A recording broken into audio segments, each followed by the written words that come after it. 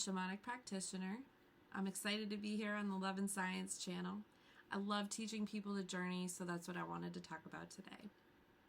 What is a journey? Journeying is the shifting of consciousness from ordinary reality to non-ordinary reality using the beat of a drum. The drum beat is repetitious. It is about 4 beats per second, give or take.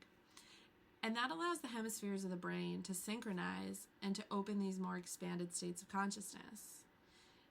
Studies show that when you're listening to this drumming, you go from the alpha state, which is your normal waking consciousness, to theta state, which is that space that you enter in right before sleep and right when you wake up. As you may know, you get messages and experiences and different visuals in that state, and so this is much like that. This gives you access to the unseen realms. Shamanically, we would call the realms the lower world, which is like the natural earth, the upper world, which is a more ethereal place, and then there's the middle realm, which is the non-ordinary aspect of this space that we currently inhabit. Journeying allows you to go to the inner planes of consciousness within. You journey deep within yourself. You connect deeply with the parts of you that witness everything around you, both in the seen and unseen way. It's a great way to access deeper wisdom that already exists within you. You're able to contact and connect with your guides in a right relationship way. You might meet your power animals there, your upper world guides, and experience a few surprises along the way with consistent journey experience. You start to find that these places become familiar, and you go there with the intention to give and to receive. When we go to the journey worlds with a humble heart, with an open heart, ready to learn, but also to give offerings of gratitude to our spirit guides that have been with us all along, this is the way that we can build right relationship, where we're not taking from the spirit world more than we are giving.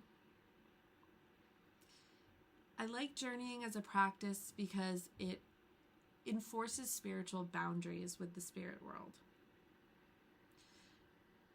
A journey is like a ritual. It has a beginning, a middle, and an end. First, you will set sacred space around you to ground and root deeply.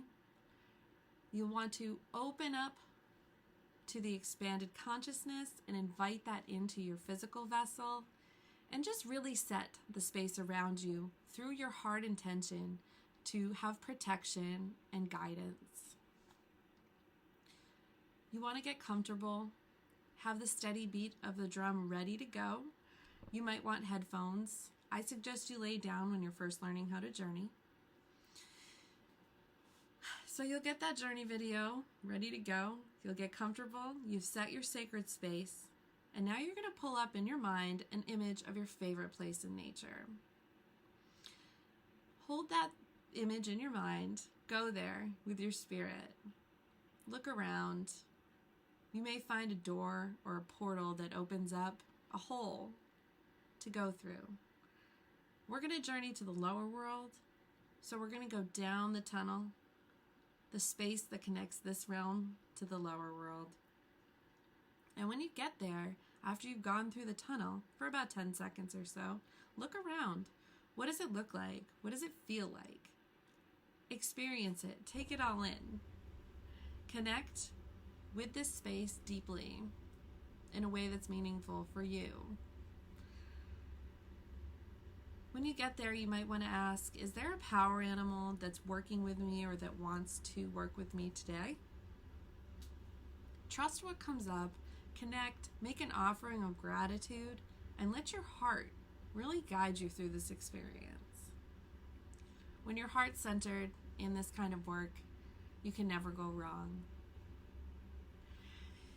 Alternatively, you may choose to build your way up to journeying to the upper world. This is more of an ethereal state. It's not as clear and discernible as the lower world. So that's why I like to encourage people to build a good lower world practice before they start going to the upper world. That's the way I learned, and it is very helpful. In these places, you're going to want to open your senses to more than just seeing with your mind's eye.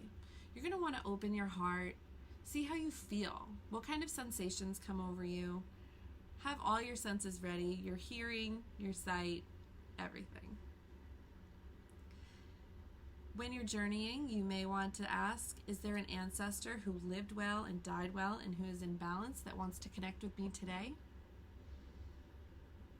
Maybe you want to journey to the heart of the earth. That's one of my favorite journeys and is such a healing space to deeply connect us to this earth of which we find ourselves in this lifetime. We can access so much healing and meaning from connecting and embodying our whole self in our body through our spiritual existence. When the drumbeat changes, that's a signification that the journey is coming to an end. You're going to want to go back whichever way you came, follow that path back up the tunnel and out the portal, back to ordinary reality.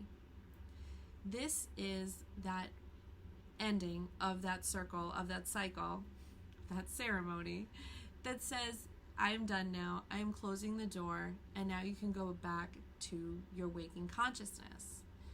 You may choose to have a journal handy and start writing your journeys down.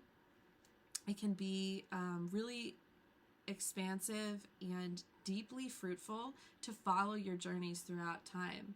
Sometimes I go back to journeys I took almost 10 years ago, and I can't believe the changes and the expansion that I've met along the way. One thing remains true. Some of those original guides that presented themselves are still with me to this day. There's so much deep connective work to be done in the journey realms, and they are just as excited to greet you as you are to greet them. We can find a lot of deep, meaningful change when we connect with ourselves in the body, in this experience, in this now moment. I love teaching people to journey, like I said at the beginning of this video. I run journey circles. Check out my website. It's higherheartpath.com. You can join me for a circle where we get together and we share from the heart where we're at. We journey together, and then we can talk about our journeys. It's really expansive, it's really connective, and it builds a sense of community among these otherworldly experiences that we find ourselves in these most interesting times. I hope you'll join me. I look forward to talking more about journeying and the experiences you have. Thank you so much.